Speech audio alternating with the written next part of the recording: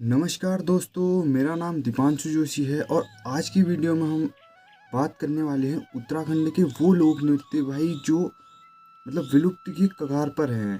यानी अब उत्तराखंड में बहुत ही कम वो किए जाते हैं। तो बेसिकली तो ये मेरा यूट्यूब जो है व्लॉगिंग चैनल है, पर इसमें मैं उत्तराखंड के सांस्कृतिक जो भी चीज़ें आती हैं उनके बारे में बताता हूँ। तो एकदम उत्तराखंड से कनेक्ट करने वाली चीज़ें। तो चलिए वीडियो को स्टार्ट करते हैं। अब बात करेंगे लोक नृत्य कहते किसे हैं। जब हमें लोक नृत्य पता होगा तभी तो उसके बारे में हमें जानने में मज़ा आएगा।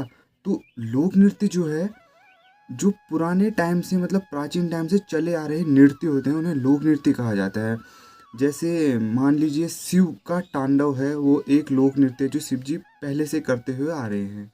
तो इसी प्रकार बात करते हैं उत्तराखंड के लोक नृत्यों के बारे में जो अभी विलुप्ति के कगार पर हैं।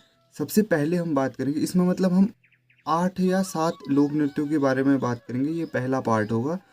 तो सबसे पहले हम बात करेंगे नागरजा लोक नृत्य के बारे में। नागरजा लोक नृत्य, जिसे नागराजा लोक नृत्य भी कहते हैं। बेसिकली इसमें क्या होता है, इसमें श्री कृष्ण के संबंधित लीलाओं का वर्णन होता है इस लोक नृत्य में।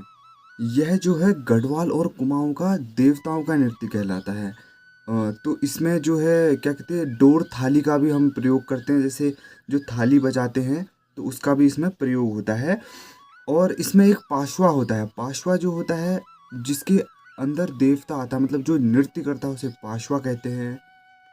और इसमें जो धामी होता है वो जागरी, उसे जागरी कहते हैं, जो देवता को नचाने का कार्य करता है। जैसे वो कुछ मंत्र टाइप के गाता है जिससे देवता नृत्य करते हैं। तो बेसिकली पहला जो हमारा जो लोक नृत्य है ये है। तो इसके बारे में जिन जिन लोगों को पता था वो कमेंट में ज़रूर बताना, और ये कहाँ पर किया जाता है वो आप लोग कमेंट में बताओगे, जो जिन जिन इलाकों में इसे किया जाता है। अब बात करते हैं दूसरे नृत्य की। और हाँ, जो जितने भी नृत्य हैं उन सब की मैं फ़ोटो यहाँ पर लगाते रहूँगा, तो आप लोग देखते रहना कि किस टाइप के नृत्य होते हैं। तो दूसरा नृत्य है नरसिंह नृत्य। जो नरसिंह नृत्य है, नरसिंह भगवान के रूप में ये नृत्य होता है। इसको गोरखनाथ के शिष्य के रूप में भी पूजा जाता है इस नरसिंह को। तो जब ये नरसिंह होता है, इसके दो रूप होते हैं। एक पहला रौद्र रूप होता है और दूसरा जो है, दूसरा एक कोमल रूप होता है इसका। जो नरसिंह नृत्य है, तो इसमें जो हमने अभी दो रूप बताए थे उसमें से जो पहला होता है उसको डांडिया नृत्य कहते हैं, डांडिया नरसिंह कहते हैं, जो पहला रूप है रौद्र वाला। और जो दूसरा रूप है उसे हम दुधिया नरसिंह कहते हैं, जो शांत एकदम कोमल रूप होता है।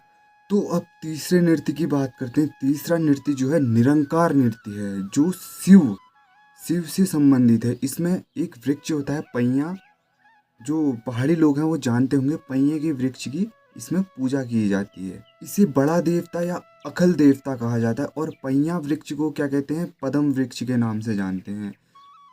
तो ये थे हमारे 3 नृत्य। तो इसके बाद जो चौथा नृत्य आता है पांडव नृत्य, जो भाई गढ़वाल रीजन में बहुत ही फेमस नृत्य है। इसको खुले मैदान में किया जाता है। पांडव नृत्य से हमें समझ में आता है कि यह पांडवों के जो भी गाथाएं होती हैं उनके बारे में दर्शाता है। और इस नृत्य को खुले मैदान में किया जाता है ताकि अधिक से अधिक नृत्यक इसमें भाग ले सकें।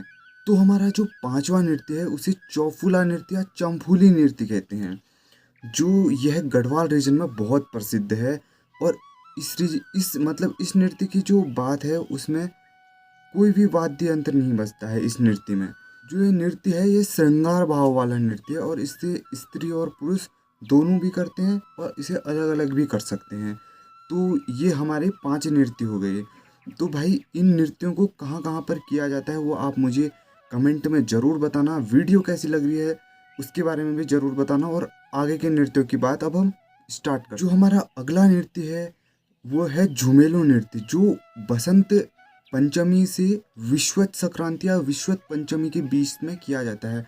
इस नृत्य की खास बात यह है कि इस नृत्य में जो विवाहित स्त्रियां होती हैं वो मायके में आती हैं और यहाँ पर यह नृत्य किया जाता है। और यह प्रेम प्रसंग आधारित नृत्य है और यह गढ़वाल रीजन में बहुत ही प्रचलित है।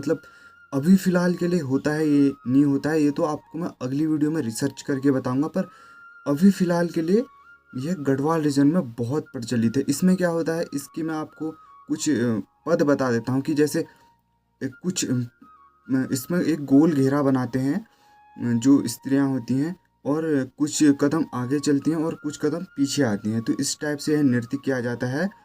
तो हमारा अगला नृत्य है थाड़िया नृत्य, जो मतलब लास्य शैली से संबंधित है। और यह जो नव युवती विवाहित लड़कियां हैं या स्त्रियां हैं, वह पहली बार जब मायके आती हैं तो इस नृत्य को किया जाता है।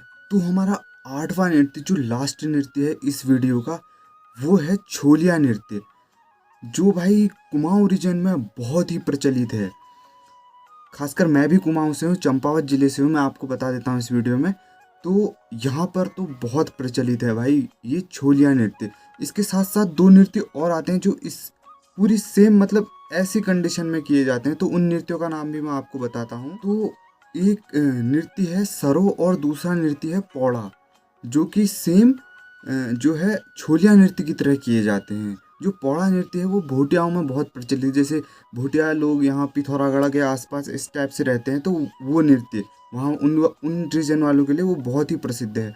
अब बात करते हैं छोलिया नृत्य की।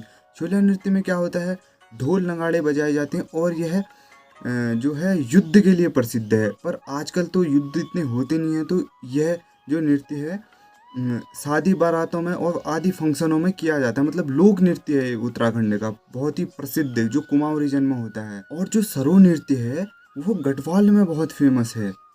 तो क्या कहते हैं, ये गढ़वाल में किया जाता है और इसमें भी सेम छोलिया नृत्य की तरह किया जाता है।